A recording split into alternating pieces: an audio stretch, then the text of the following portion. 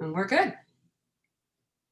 Okay. Hi all. Thank you for tuning in to LBJ's open house webinar on career management and professional development. As you may already know, LBJ's Office of Student Affairs and Admissions, also known as OSA, houses both career services and professional development. Lauren Berryhill, Assistant Director of Professional Development, will give you an overview of the Professional Development Plan, the Individual Development Plan, and also the Civic Engagement Program. This will be followed by Colleen Gleason, who is our Career Resource Specialist, who will give you an overview of internships, career services, and the range of events and workshops that the careers team hosts. At this point, Lauren, I'm going to hand it over to you. Excellent. Thank you, Rachel. Like she said, my name is Lauren Berryhill. I'm the Assistant Director of Student Professional Development here at the LBJ School. I work very closely with Colleen and Rachel, and our overall goal is to provide resources and events for students to prepare them for success after LBJ. So here are some of the main programs and services that I lead. I run 2 co-curricular programs for students, and then I'm available to help students on an individualized basis, either through completing an individual development plan or through a one-on-one appointment, maybe if a student needs guidance on enhancing skills or other professional development resources. Now I'm going to dive a little bit deeper into each of these areas.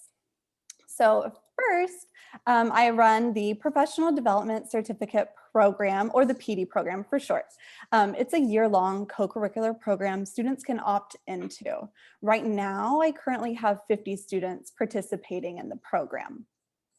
It's built around these 5 core competencies, which are leadership, communication, data analysis, career readiness, and diversity, equity, and inclusion, with the main goal of increasing their confidence in each of these areas. So when designing the program, I spent a lot of time thinking through what competencies or skills we wanted to focus on. So I talked to students, faculty, alumni, and employers to see really what skills they think are important for students to gain while at LBJ, and what skills we know employers are going to look for so that our students can be as marketable as possible when finding that first job after LBJ. The main requirement is that students have to attend workshops or trainings related to each of these competencies. I curate a list of events happening at LBJ and across the UT campus so students can pick and choose what trainings are most relevant to them. Our students are all very unique and come into LBJ with different experiences, different skills and majors. So this program is designed to be tailored to each student's specific career and professional development goals. Another benefit of the PD program is that students from our MPAF, our Public Affairs, our GPS, Global Policy Studies, and our DC program can participate. So students get to know and can network with their peers that they might not normally cross paths with in their classes. Next is the Individual Development Plan, or I like to just call it the IDP for short. It's another resource that I can help students with. I encourage all students to complete this document within their first semester at LBJ, really so they can make the most out of their time while in grad school. So as you see on this slide, the IDP has a self-assessment really to see what students or what skills students are already coming into LBJ feeling pretty confident about, and which ones they might need a little bit of enhancing and a little bit of time developing. It also focuses on setting career, academic, and personal goals, as well as creating a plan to tackle those goals. I'm available at all times to meet with students if they need help with the goal setting process, or if they experience a roadblock and want to talk through what resources are available to help get them back on track. Most students spend 2 years at LBJ, and I feel like the time really, really flies by. So this document can help students focus their time and their efforts to make the most out of their LBJ experience. Lastly, I'll talk a little bit about our Civic Engagement Program. It's a brand new initiative created this year. It's also a co-curricular program, and it's semester long. So students can opt in maybe for one semester or for multiple semesters if they so choose. Each semester focuses on a different civic engagement project. So not surprisingly, this semester is all about the election, with the goal of staffing the polls, registering voters, and increasing voter turnout. Because of COVID, students were able to complete the program either in person or virtually. So if they did it in person, that meant that they worked the polls on election day. And if they weren't comfortable working in person, they could take the virtual route, which meant that they partnered with different organizations to virtually get out the vote.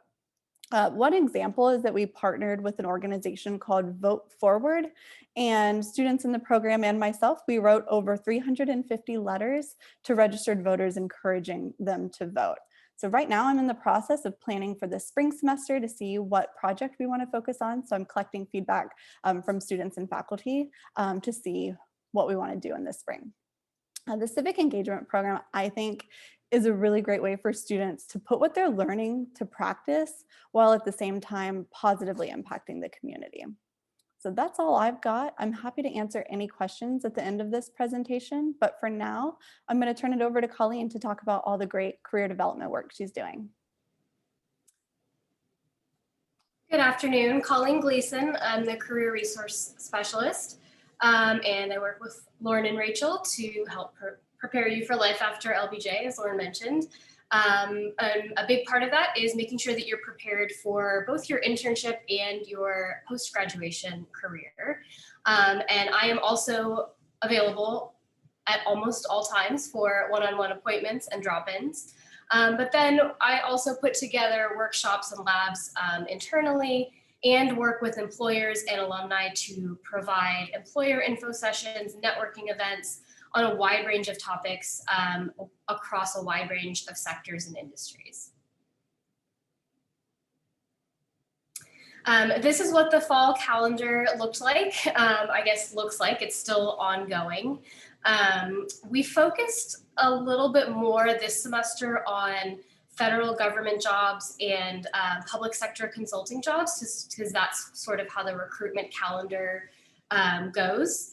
We did a couple of events with local government as well. I also worked with some other graduate schools at UT to kind of collaborate on some events that brought in some unique employers.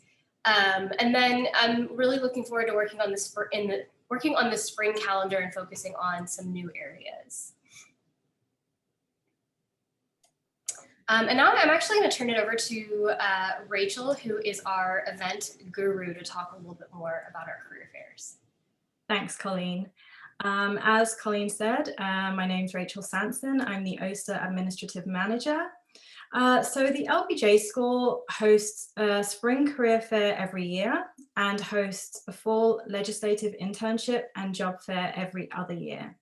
Due to COVID-19, we've changed the format of our career fair to a virtual event hosted on Handshake, which is UT's careers service platform.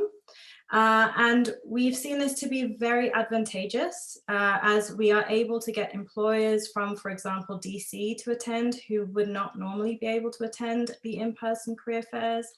Also, students have been able to do much more thorough research ahead of time. For example, students are able to check out what different employers will be attending the career fair, so they're able to prioritize the employers they're most interested in and also prepare talking points ahead of time.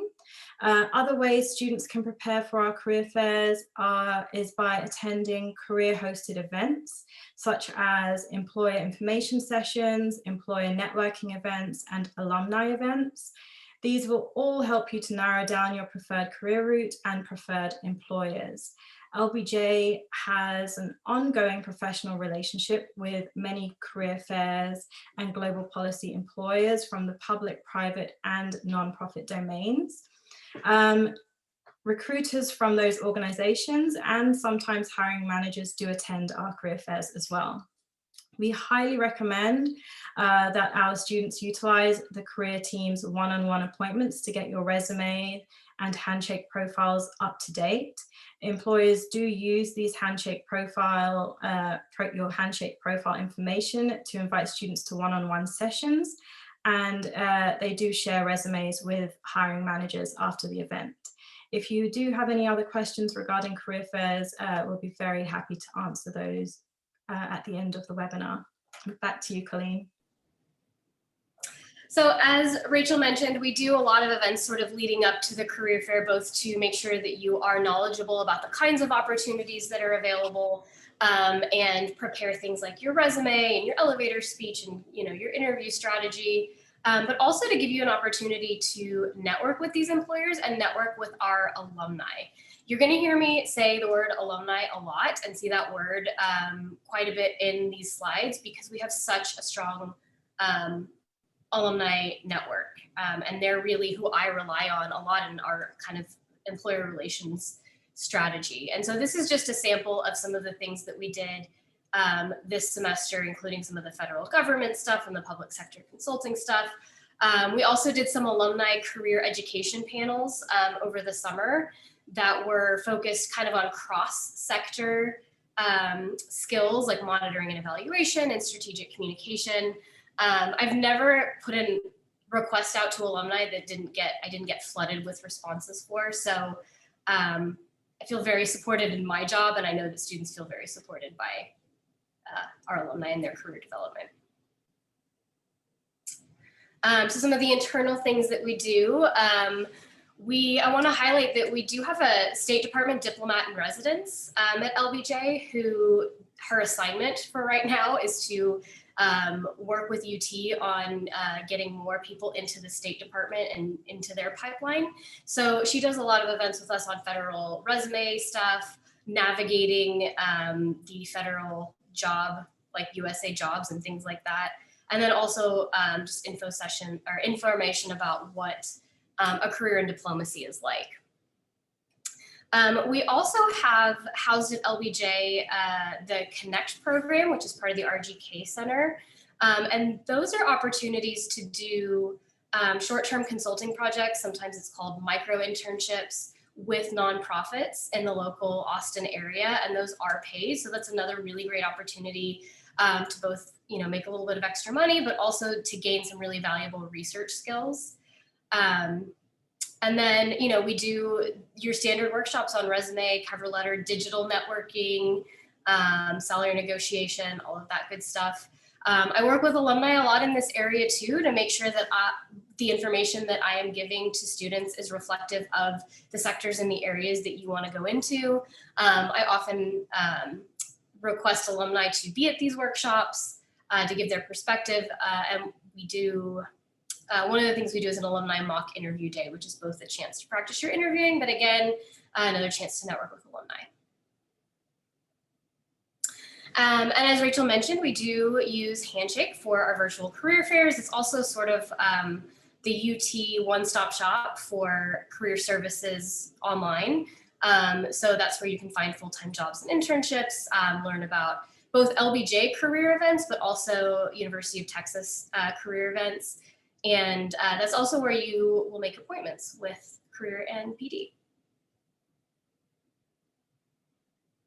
Some of you are probably wondering if you're able to work while you're an LBJ student. I'd say that about half of our students are working part-time, either on or off campus.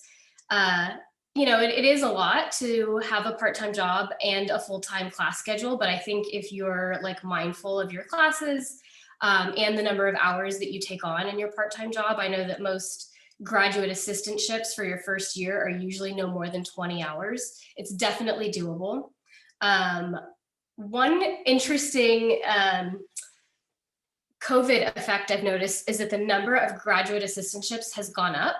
I think because different faculty and different units across campus are needing more support as we've been virtual, which has been pretty cool. The graduate assistantships across campus are posted to Handshake, but we also collect them at LBJ and store them in a place where you guys can access and include them in all of our career announcements. So I'm sure you all have internship questions as well. I feel like at LBJ, we have such a strong network, not only of alumni, but also of faculty and their professional networks, that our students end up doing some really, really cool internships. And so the way that I help is I can help you explore different areas and come up with different organizations and placements that match your policy interest, talk about different search strategies, obviously help you with resumes and other application documents, but then as I meet with students, that's also me brainstorming who we're going to invite to come to campus and who to reach out to for different recruiting events and networking events. And again, our alumni network in this area is really key, both for the networking events, but also just like the one-on-one connection to give advice about different organizations and different internships. Here is sort of just a cross-section of Master of Public Affairs internships over the past year. I put an asterisk next to the number of in-state internships. I think because that number is a little bit skewed because so many of our students do internships with the Texas legislature. So that normally pushes the MPAF numbers in that direction. But you'll notice as you look at kind of the examples, both with the Master of Public Affairs and the Master of Global Policy Studies placements, they really are across sector and kind of across industry. So lots of really cool internship examples. And if we go to the next slide, this again is just a sample of internships that students did in the summer of 2020. And you'll notice that, COVID really didn't slow our students down. They were still able to take advantage of some really cool opportunities. And even we had a team of interns that were part of the COVID-19 response team for the city of Austin. So it even generated some additional opportunities for our students. If you would like even more information, I do have an internship database that I'm happy to share with anybody who wants to see more internship placements that our students have done. So what do you do after LBJ? So again, this is just a snapshot cross-section of some of the career outcomes for our Masters of Public Affairs students. Both Master of Public Affairs and our Master of Global Policy Studies had in 2019, about 6 months after graduation, we were at about 85% had accepted full-time offers. We're not quite 6 months out from our 2020 grads, so I don't have complete numbers, but I did do a quick kind of informal check, and we're already at 80%. So again, I'm feeling pretty strong about how marketable our students are, even during a pandemic. And then here are some, again, a cross-section of the MGPS positions or career outcomes. And then finally, I have to end with alumni. We have a really robust alumni mentorship program. This is one of the strongest mentorship programs I've ever seen. It's something that a majority of our first year students sign into right away. We had over 100 students sign up from this cohort. We had also over 100 alumni matches. We matched based on policy interest, based on whether you wanted someone who was more senior or maybe someone who was maybe 4 or 5 years out, and then matched based on what you were looking for out of the mentor relationship. So, you don't, again, you have the option to connect with, all of our alumni network, but this is kind of a formalized relationship so that you have someone to check in with as you make decisions moving through graduate school. So you get the alumni perspective when you're thinking about maybe what classes to take, internship advice, different programs to take advantage of, like, how do you fit in doing the civic engagement program and maybe the dean's certificate in data science, and then how do you, balance that with maybe an RA position. So alumni can really give you some tips from someone who's been there.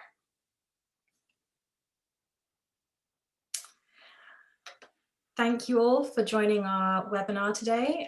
We will be taking questions from everyone in just a second. If you are unable to stay longer and have questions, please feel free to reach out to us via email. For those of you that do have questions, please, we are encouraging you to raise your hand or unmute yourself and just go ahead and ask your question. Amy, feel free to, stop the share screen. Thank you.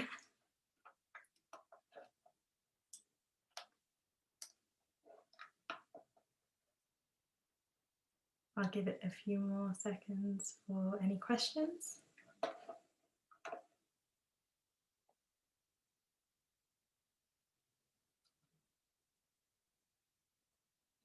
I don't know if the team had anything else they wanted to add. Or does anyone have any questions about the open house coming up next week, if y'all are planning to attend or what to expect? I'll go ahead and put the link, if you have an RSVP and want to attend, I'll put the link to RSVP in the chat.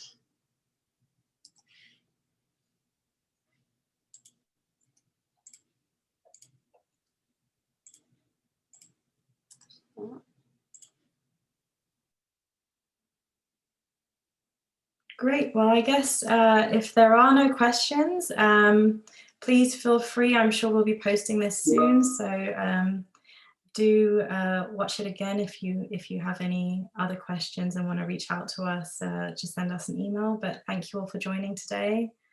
And hopefully we get to see you all soon. Bye.